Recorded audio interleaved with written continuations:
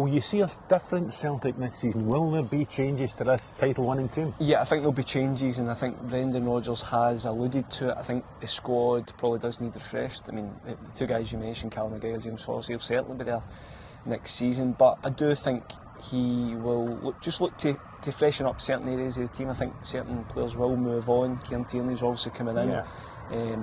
Another guy who knows the club inside out. I think in other areas, I wonder, Rio Hatate, has he done his time? Does he move on?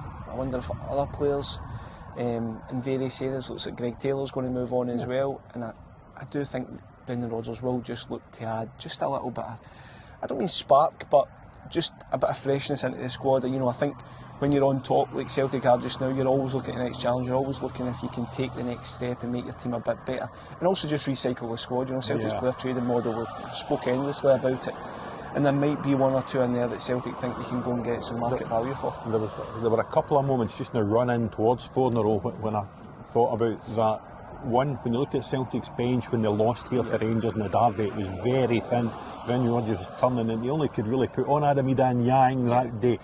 And then that recent defeat at St Johnstone, and just Brendan's quotes after the game about, you know, players in a comfort zone and you know, wanting players that match his hunger almost. And you see the guys going out the door, you know, as you say, Greg Taylor, potentially Hatate, but also there's an awful lot of lone players who are headed by the likes of Lewis Palmer, Odin Thiago Holm, Gustav Lagerbielke. I think if Celtic could get all of them off the wage bill, Celtic could be looking at bringing in maybe half a dozen players again in the summer. It wouldn't surprise me in the slightest. You know, the guys you mentioned will, I would imagine, especially Lagerbielke and Palmer, they will find permanent homes somewhere, and Celtic will recoup a bit of money. You could easily get £5 or £6 million in between the two of them.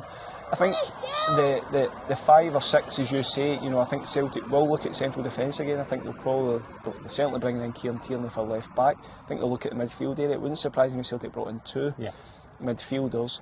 I think they'll look to the wide area again. You know, if Palma goes, you know, James Forrest's there, Yang's there, Kuhn's there, Jota's there, but I do think, especially Daizen Maeda playing through the middle, I think Celtic could look for one more winger. They're obviously having a look at Michel-Ange Balikwisha at Antwerp.